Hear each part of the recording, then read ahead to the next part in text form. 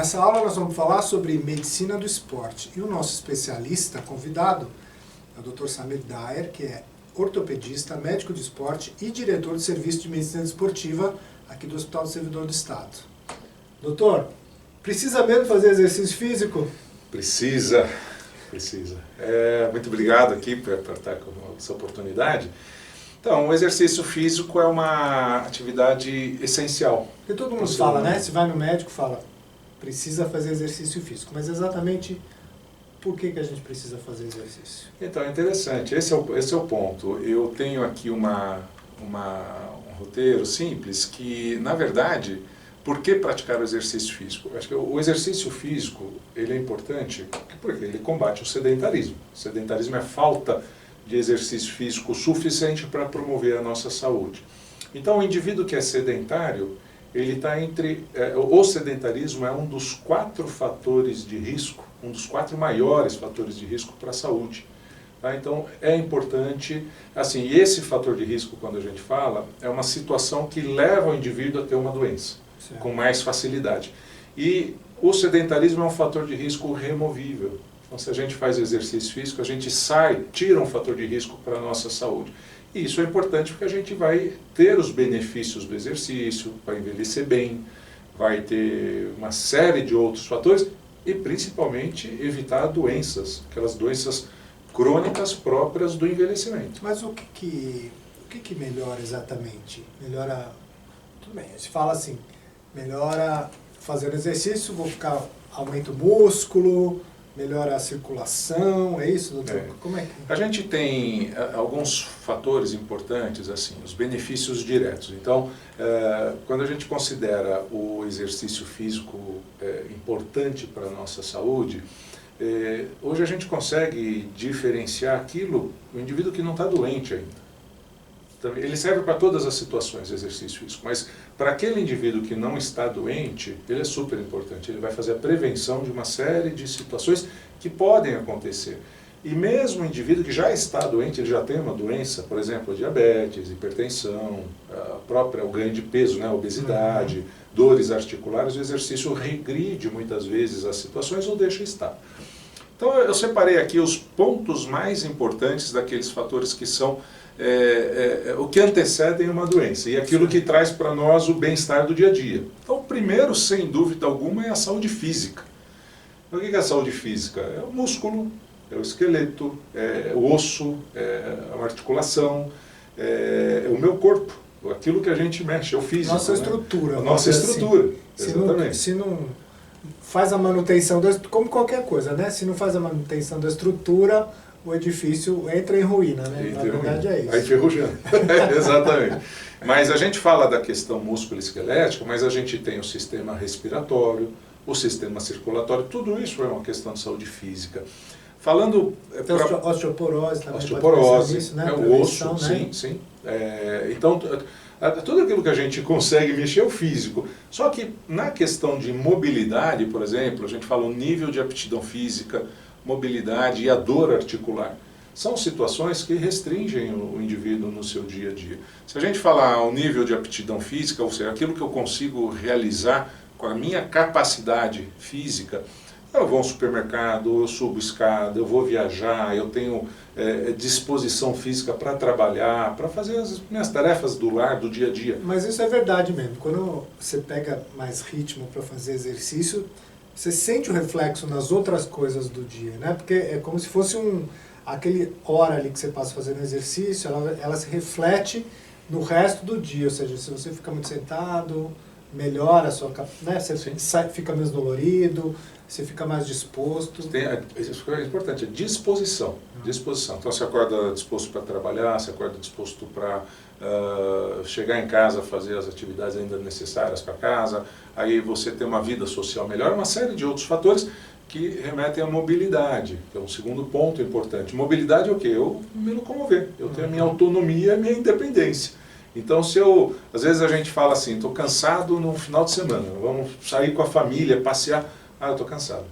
eu estou cansado. Não, você não faz, fica em casa. Então você começa a ter uma regressão desse processo. E nos idosos essa questão da mobilidade tem também a ver com a queda também, né? Com prevenção de queda também, né? Esse é outro ponto que a gente até associa com o benefício da saúde física, porque você tendo à disposição, tem força muscular, você tem um osso bom, uma articulação boa, você começa a ter mais flexibilidade, mais agilidade. Você com isso reduz, mas de uma forma significante, quedas. E não só no idoso, né? O adulto também, quando sofre uma queda, ele pode ter lesões sérias, mas o idoso obviamente é mais frágil. Então ele tem uma incidência muito menor de quedas, evitando fraturas, principalmente fraturas incapacitantes, né? E as dores, aí as dores articulares. Olha, quem tem dor crônica sabe o que eu estou falando. É incapacitante, você dorme mal, não acorda disposto, fica irritado. Então, aí o exercício físico ele reduz. Nós temos até um estudo aqui que está sendo desenvolvido, acompanhado, né, não é desenvolvido, a gente está acompanhando os pacientes que chegam para nós com dor numa escala de 0 a 10, e de 5 para cima, né, quer dizer, de regular para ruim. Depois de um programa de exercício físico, 85% desses pacientes referem que melhoraram daquele quadro de dor. Então é um número bem significante. Eu concordo, não, eu já passei por isso, de você tá do dia a dia, de estar tenso, tá com dor no pescoço, tá com não sei o quê, e ao invés de tomar um anti-inflamatório, eu falei, não, acho que eu vou fazer um exercício, e realmente melhora depois, né, porque você relaxa, acho que o corpo também... O músculo tem irrigação sanguínea, tem uma série de fatores químicos e mecânicos que ajudam, né, então... É como se você tivesse assim, você tem uma capacidade de gastar energia que está aqui. Aí a gente gasta isso. Quando a gente ultrapassa, vem a dor. Quando essa capacidade aumenta, você vai gastar a mesma coisa e a dor não vem. Então, de uma forma simples, mas acho que é bem ilustrativa, isso acaba acontecendo. E tem os outros fatores também que acabam levando... esse é o ganho de peso, né? Ganho de peso é uma... É injusto, eu vou falar uma coisa aqui. Porque precisa gastar, né? Precisa gastar de alguma forma. Precisa gastar de uma forma. Mas tem uma coisa que a gente brinca que é muito injusto. A gente, depois de adulto, a criança e adolescente ainda tem muita... Se bem que os adolescentes hoje estão com uma obesidade, um sobrepeso muito grande, está preocupante. Está aumentando. Né?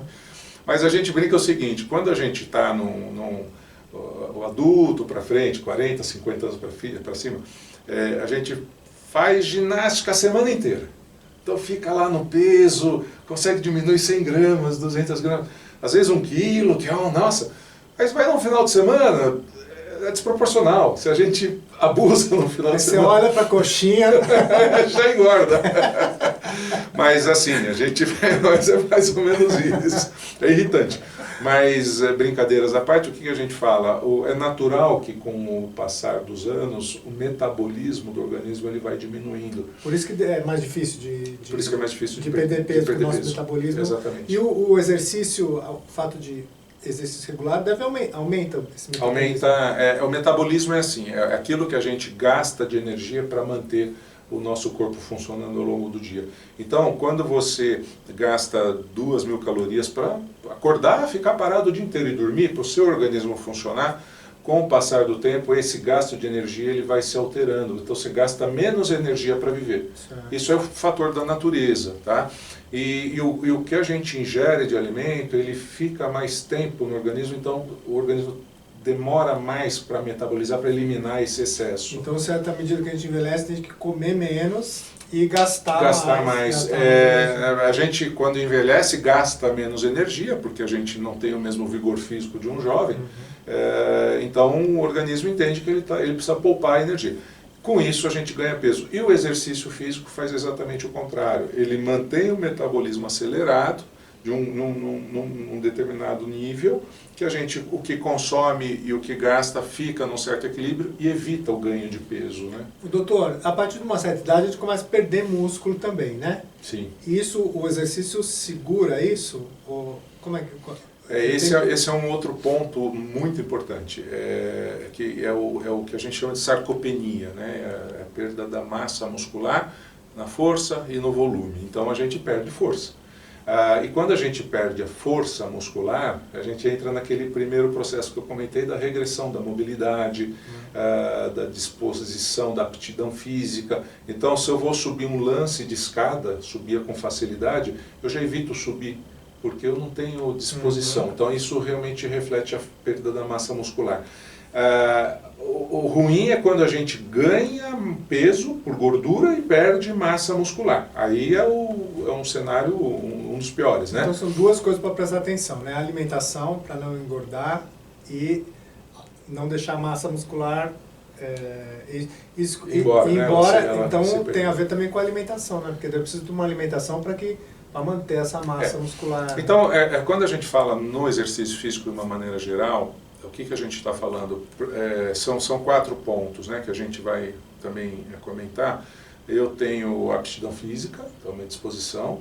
Eu tenho a alimentação, que tem que ser equilibrada. Eu tenho o sono, que a gente até comentado o sono, e eu volto nesse assunto que é importante, porque o exercício físico ele melhora o sono. Então as pessoas, e hoje em dia, principalmente com fica ligado tablets da vida, a gente tempo, fica, né? 100% ligado. Isso é uma situação mundial, não é só nossa, não é do Brasil, mas é do mundo inteiro. Então as pessoas estão muito agitadas, isso interfere diretamente no sono. A gente não tem um repouso e acorda muitas vezes, dorme pouco, porque já tem uma atividade, o tempo está curto, né, para a gente fazer tudo que a gente precisa. A nossa qualidade do sono também ela está se perdendo, a gente está perdendo muita qualidade de sono. Porque às vezes a pessoa pode até falar, olha, eu durmo bastante, durmo 9 horas, mas com uma qualidade ruim. Então se ela acorda cansada, a pessoa acorda cansada, já é um sinal que não está dormindo bem com qualidade. Tá? E aí a gente entra num processo que é a higiene do sono. Então são todas as questões. Não é o foco falar do sono, eu falo ao contrário, falar do exercício físico que ajuda todo esse processo. E tem um horário melhor para fazer exercício físico para quem tem problema de sono? Olha, existe um processo que chama-se adaptação. Quem está habituado a fazer ginástica todo período da manhã, acorda cedinho e vai fazer ginástica, ele já está com o seu organismo, os hormônios regulados. Se num determinado dia ele não faz de manhãzinha e vai fazer à noite antes de dormir, ele pode ter naquele momento uma alteração do sono. Mas para quem não faz exercício vai começar? Não, para quem não faz exercício vai começar, não tem horário. Então, assim, óbvio, a gente tem que encaixar no dia a dia. Encaixar no dia a dia. Eu vejo até alguns locais que ficam abertos 24 horas e alguém vai fazer ginástica à meia-noite, 1h da manhã. Não é o recomendado. A noite foi feita para dormir, com exceção daquelas pessoas que trabalham à noite, fazem um plantão, a gente já fez muito, né? Então, o horário noturno foi feito para dormir. E aí, durante o dia, encaixar um programa de exercício. E aí, o que acontece? Nós falamos da alimentação, quem faz exercício precisa comer bem. Ele não vai comer uma feijoada e vai fazer um exercício. Sim. Então, naturalmente, ele já come bem. Quem faz exercício já melhora o sono, ele já vai estar mais cansado fisicamente, ele já está com a alimentação melhor, ficou mais livre da tela enquanto ele está fazendo exercício, da tela, né, smartphone, por aí vai. Então, ele já começa a ter os seus benefícios e também uma série de hormônios que são liberados que induzem o sono, ele já vai começar a dormir melhor. Uma coisa vai puxando a outra. Uma coisa vai puxando a outra. E aí, por fim, falando dos 4 grandes pilares, é a saúde mental. Então, se a gente analisar o sedentarismo, sono, alimentação e saúde mental, que são os 4 pilares, se um falha, os outros vão falhar. Então, a saúde mental, o que a gente tem assim? O exercício ele melhora a saúde mental. Ele traz mais bem-estar, o bem-estar emocional, autoestima. Agora saiu bem recente um estudo dizendo, comparando por que as meninas param de fazer ginástica mais cedo e mais rápido do que os meninos, na primeira idade. Porque começa a ter uma série de alterações hormonais na mulher, principalmente a menstruação. Na adolescência. E ela se sente o quê? Com autoestima lá embaixo. E aí ela para, ela retrai. São dados interessantes, que a gente não conhecia isso antigamente. Então você começa a trabalhar nesse processo. Então, imediatamente você tem um bem-estar emocional, porque o exercício traz isso. E também no estresse também, né? Dá a impressão que quando você vai fazer um exercício físico, você desliga um pouquinho do que está acontecendo do dia e tem um momento também para desestressar. Para refletir naquilo que está acontecendo. Então, é curioso, qualquer indivíduo, qualquer pessoa em qualquer situação. Óbvio, é um extremo, é um luto, aí a gente está falando de situações normais do dia a dia. Você está estressado, está aborrecido no trabalho, está aborrecido na família, com um problema familiar, faça a ginástica e depois volte a pensar no mesmo problema. Você vai ver como muda a sua concepção, ou seja, eu estava extremamente irritado, vou brigar com todo mundo. Antes de brigar com todo mundo, faça 1 hora de ginástica, depois volte a pensar no mesmo assunto. Esse é o bem-estar emocional que a gente busca e eu acho que é muito importante. Além disso, nós temos autoestima, então uma valorização, então aquilo, poxa, eu não estou me sentindo bem, não estou confortável, não estou, por alguma razão, vai fazer a ginástica, você começa a ter esse processo imediato também, uma resposta muito rápida. E além disso, a gente melhora nossos relacionamentos sociais, que são os pontos importantes para uma saúde mental saudável. Então, bem-estar emocional, autoestima e relacionamento social. Diante desse processo, o exercício físico ele traz esses benefícios. Então, a gente fala da saúde física, da alimentação, o sono e a saúde mental. Se um deles falha, o outro vai falhar. E se todos estão equilibrados, as coisas vão andar bem. Melhor. Mas vamos falar um mínimo, vai para quem não faz. Qual que é o mínimo que eu tenho que fazer para começar a atingir esses 4 pilares que você falou? Olha, antes a gente vai falar, tem aqui um roteiro simples para a gente acompanhar, é uma recomendação, óbvio que às vezes o indivíduo tem alguma doença que não possa fazer, ou ele tem mais condições do que isso para fazer mais. Esse é um básico que já é comprovado que promove a saúde fazendo isso daqui por semana, que a gente vai falar. É importante dizer assim, não é fácil fazer exercício. Se fosse fácil, todo mundo faria. Dá o primeiro passo, né? Porém, quem dá o primeiro passo já está na metade, né? Vamos dizer assim. Então, tem que ter alguns cuidados. O que é recomendado pela Organização Mundial da Saúde que a gente faça? Quanto por semana que eu tenho que fazer de exercício para poder trazer saúde para nós? 150 minutos de uma intensidade moderada. O que seria uma intensidade moderada? Uma caminhada rápida, uma da bicicleta, uma natação, quem tem condições.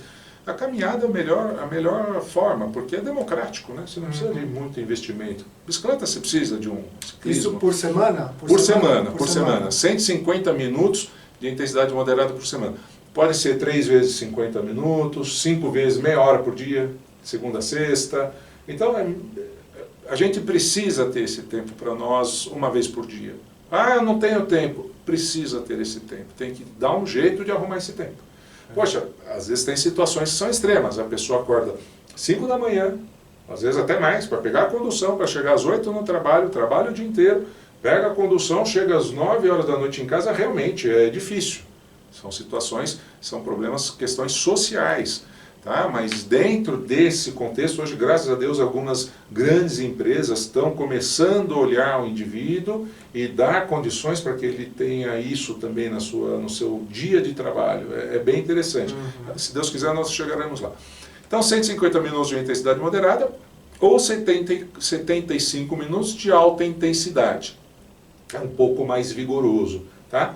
Que aí diminui o tempo. Tá? Não tem tempo, faz 15 minutos por dia. É mais aí requer um pouquinho mais de disciplina, tá? É que quem já corre parece que também já faz mais exercício, né? Já faz mais exercício. A corrida, em certa forma, é importante falar. A corrida, a gente faz a corrida porque eu vou precisar de mais tempo de caminhada para trazer o mesmo benefício da corrida que eu vou fazer em menos tempo.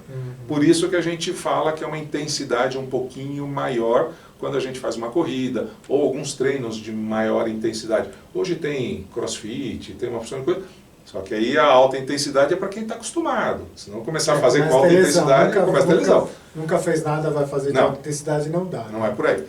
Outro ponto que é muito importante também. Então, 150 minutos por semana, buscar alguma forma. Eu recomendo assim, mesmo que você não consiga fazer o recomendado, crie o hábito de fazer naquele horário. Crie o hábito do horário. Então eu vou reservar 50 minutos 3 vezes por semana para mim. Mesmo que você vá para um parque e fique lá parado contemplando. A segunda vez você vai, a terceira vez você já vai caminhar um pouquinho. Já vê os outros andando. Então crie o hábito primeiro. Tem estratégias para que isso aconteça, né? Outra questão que aí a gente comentou, você comentou da perda da massa muscular, é muito importante realizar exercícios de fortalecimento muscular.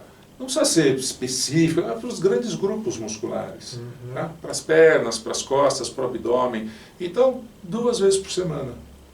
Parar 2 vezes por semana, aí é alguma coisa mais rápida, que pode ser 10, 15 minutos, fazer uma coisa simples, tá? E isso pode incluir exercícios com pesos, bandas de resistências, aqueles elásticos, yoga, pilates. Então a gente tem hoje um cardápio, assim, uma grande oportunidade. E por fim, também, os exercícios de flexibilidade. Alongamento.